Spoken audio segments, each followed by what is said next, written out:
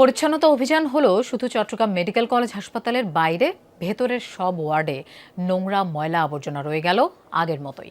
দুর্গন্ধময় পরিবেশ নিয়ে রোগী ও স্বজনদের ভোগান্তি দীর্ঘদিনের।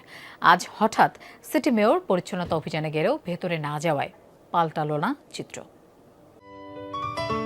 সিলন টি রপ্তানিতে শীর্ষে।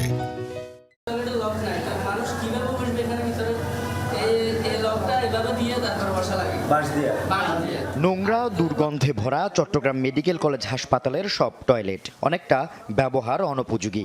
রোগী ও স্বজনদের ভোগান্তির শেষ নেই।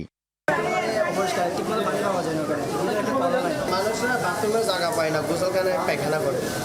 এটা হলো গোসলখানা পরিস্থিতি কিরকম খারাপ দেখে। প্রতিটি ওয়ার্ডে অপরিচ্ছন্নতা ও নোংরা পরিবেশের অভিযোগ দীর্ঘদিনের। পরিস্থিতি পরিদর্শনে হাসপাতাল পরিচালনা কমিটির সভাপতি ও সিটি মেয়র আসছেন শুনে তড়িঘড়ি করে টয়লেট পরিষ্কার শুরু হয়। ছিটানো হয় ব্লিচিং পাউডার। তবুও পাইপ ফেটে ময়লা পানি পড়ার এই দৃশ্য বলে দেয় হাসপাতালের দশা কতটা বেহাল।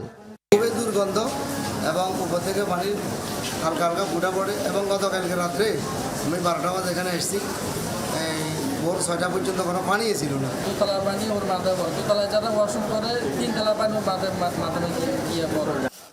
পরিদর্শনে গিয়ে হাসপাতাল প্রাঙ্গণের চারপাশে ময়লা আবর্জনা পরিষ্কার করেন মেয়র। তবে পরিচ্ছন্নতা অভিযান কেবল হাসপাতালের বাইরেই, ভেতরে যাননি মেয়র। বলেন প্রতিদিন কয়েক ধাপে কাজ করবেন পরিচ্ছন্নতা কর্মীরা।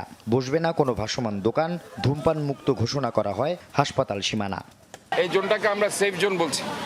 এই জোনের মধ্যে কোনো ডাবের দোকানদার, কোনো ফলের দোকানদার, কোনো মাইক্রোবাস, কোনো অ্যাম্বুলেন্স এখানে ভিড় জমাতে পারবে না, যত্রতত্র তারা পার্কিং করতে পারবে না।